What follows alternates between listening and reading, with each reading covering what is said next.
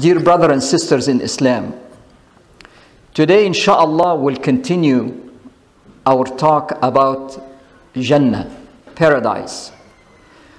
And last week I mentioned that if we look at the early Muslim, one of the main differences between them and us is their love for Jannah. Love for Jannah filled their heart, and that's what got them to be the most advanced nation at the time. Not only militarily, but scientifically, mathematic, social, everything. They were the most advanced nation because they loved Jannah and they wanted to do whatever will lead them to Jannah. So today I would like you to start to imagine with me. When I'm talking, imagine what I'm talking about. We're in the day of judgment, and the angels are handing the records to everyone.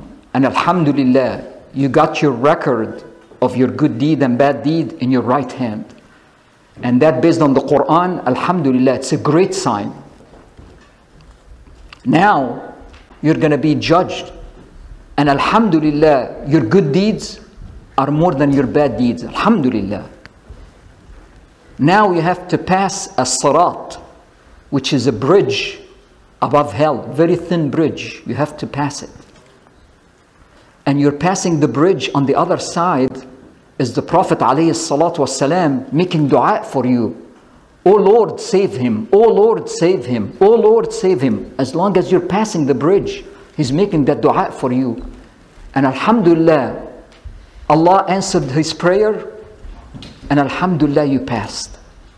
Now you're on the other side next to Jannah. Alhamdulillah. Allah subhanahu wa ta'ala says in the Quran, وَسِيقَ الَّذِينَ اتَّقَوْا رَبَّهُمْ إِلَى الجَّنَّةِ زُمَرًا. And those who obeyed their Lord will be led to paradise in groups. So there is nobody that's going to go by himself, individual. No, it's going to be groups. You're going to be holding hands. Imagine who you're going to be holding hands with. Your parents, your spouse, your wife, your husband, your children, your friend that always came with you to the masjid, that encouraged you in the months of Ramadan and to do Hajj and all of that. Who you're going to be holding hands with. We're going to be going in groups, inshallah, going to Jannah. When we get there, before we get in, at the door of the Jannah there is a tree, and from that tree there is two springs coming out. One of them you're going to drink from it, and when you drink from it, all sickness that you have inside is going to be gone. Any sickness, allergy, cancer, whatever it is, it's going to be gone. All of that. And not only physical sickness, but psychological sickness. Hate is going to be gone. Jealousy, gone. Anger, gone. All of that is going to be gone. You're going to be clean. Everything from drinking from that water.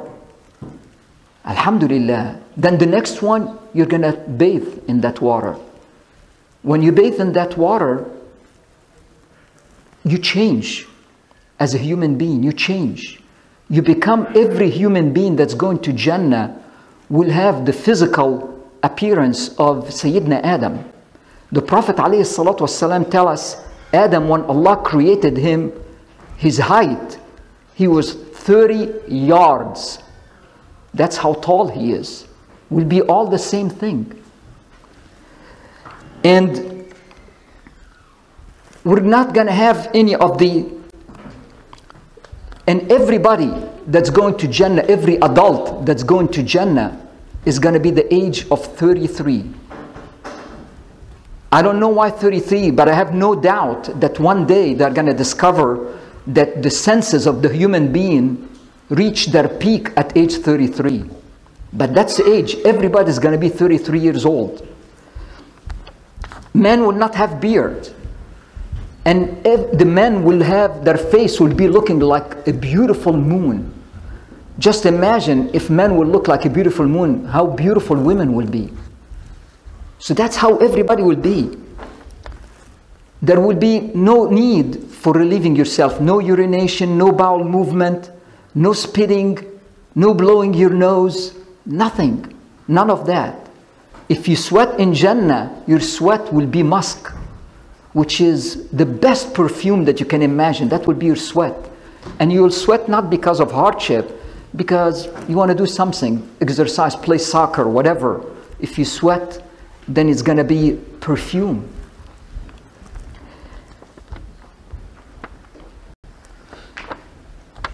And now we're at the door. But before we get inside, there is a message from Allah subhanahu wa ta'ala for us.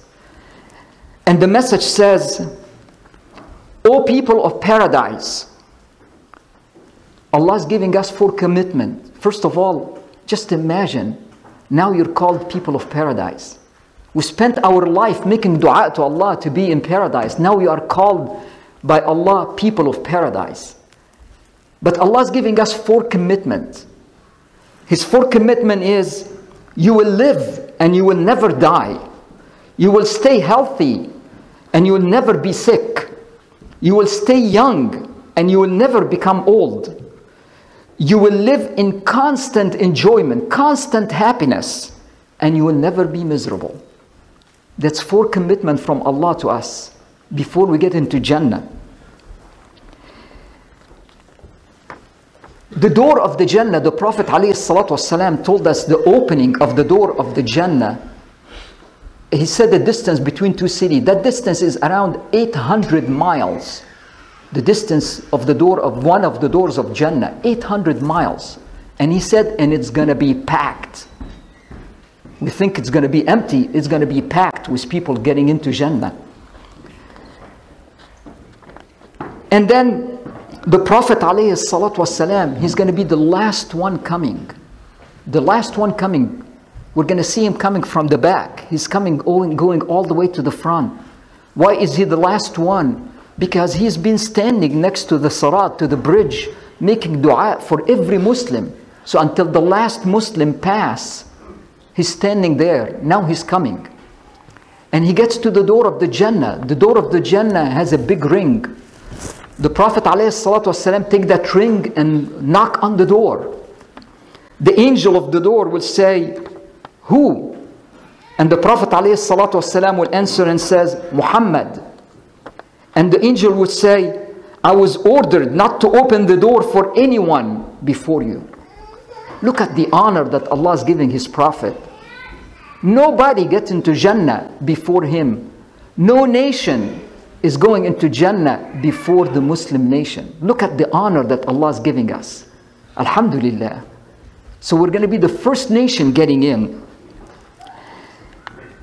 And now, when the door opens, the first thing you're going to feel is the smell coming out from Jannah. The fragrance. Beautiful fragrance. That's the first thing. You didn't see anything, but just the door opening, the fragrance will come and cover you. And the Prophet ﷺ said, the fragrance of paradise can be smelled at a distance of 500 years. So just imagine that beautiful fragrance that's going to be coming to you. Beautiful. And then Allah says in the Quran, حتى إذا جاءوها وفتحت أبوابها وقال لهم خزنتها سلام عليكم طبتم فادخلوها خالدين. Now the angels of Jannah are making a reception for you. You didn't get in. Just imagine when you see a leader of a country coming to visit another leader. Oh, they have those guards and all of that and ceremony. Just imagine the reception you're going to have in Jannah. They are welcoming you. The angels of Jannah are all standing there welcoming you.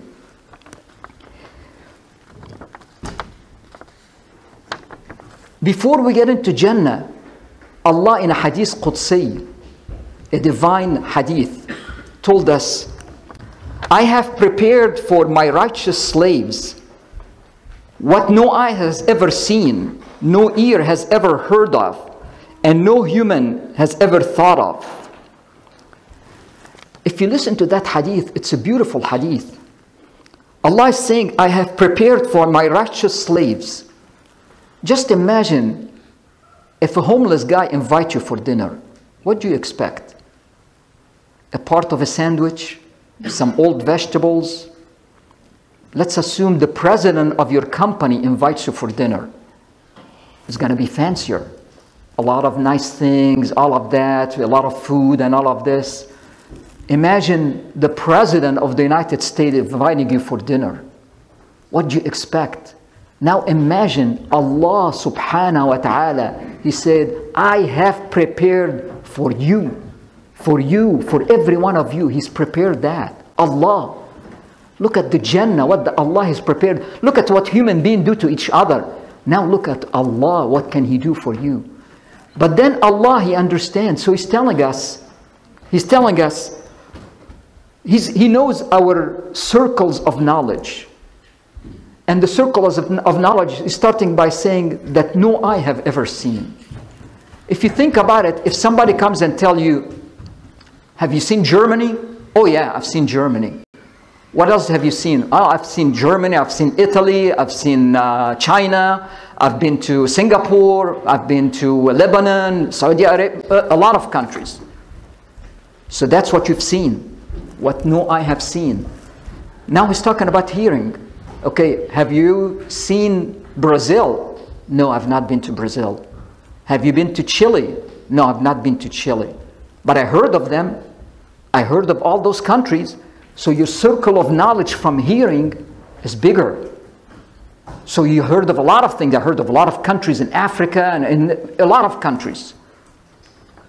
But then your imagination, it's bigger. That's another circle of knowledge. It's bigger.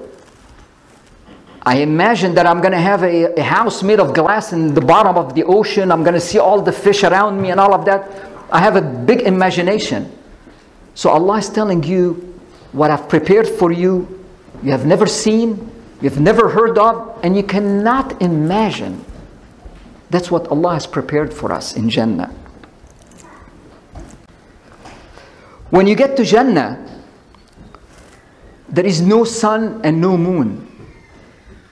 And there is no day or night. Those are things that we need for our life here on earth. In Jannah, there is none of that. You don't need that. You don't need to sleep, except if you would like to sleep. But you're not going to get tired, so you don't need to sleep. You don't need to rest. You don't need the night to sleep. And every adult in Jannah will be married. Every adult. The men and women who did not get married on earth, Allah will marry them. And if you were married on earth, you will have your spouse with you. I'm sure some of you are saying, oh my God, here we go again. But I have good news, okay? Your husband will be a perfect husband, more than you can imagine. Your wife will be the perfect wife, better than you can imagine. It's going to be pure happiness. Nothing to make you sad, nothing to disappoint you, nothing to make you angry. It's going to be just pure happiness all the time. But then one of the things, if you move to a new country, like when I came to this country, the first thing when you go to an area, you feel uncomfortable. You don't know the neighbors, you don't know the street, you don't know the neighborhood, nothing. It's kind of a feeling you get. Eventually it goes away. But Allah knows this is our nature as human beings. So Allah subhanahu wa ta'ala says in the Quran, وَيُدْخِلُهُمُ الجَّنَّةَ عَرَّفَهَا لَهُمْ, and admit them to paradise, which He has made known to them. You walk into Jannah, it's like you've been there all your life. You know everything. Oh, I know where my house is.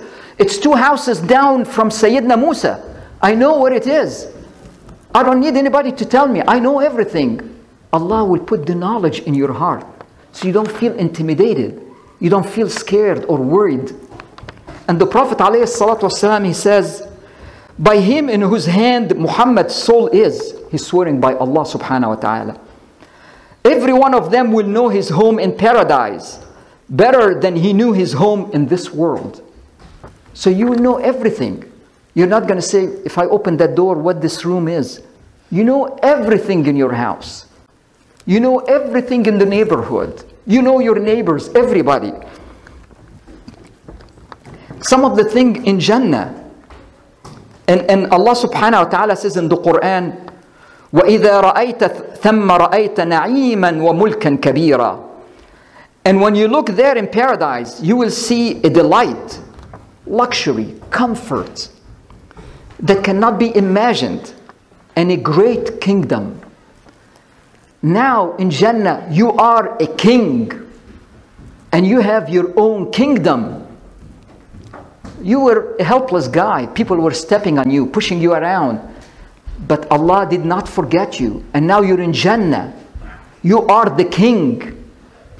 And you have your own kingdom. Look at the honor that Allah is giving you.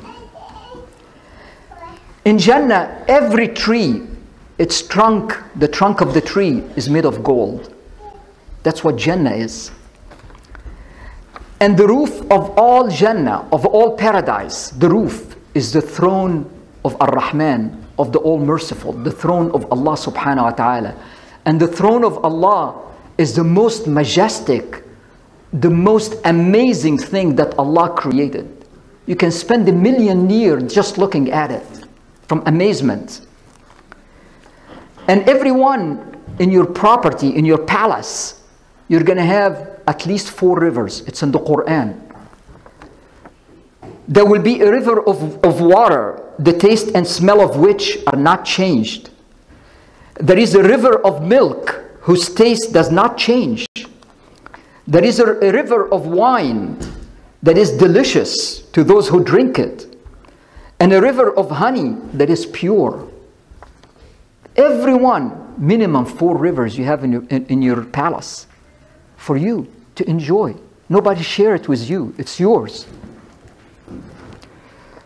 And the drinking cups that you're going to have are made of clear crystal and of gold and of silver. The plates you're eating in are all plates of silver and gold. Allah told the man, don't wear gold in the dunya. Now it's available to you everywhere. It's yours.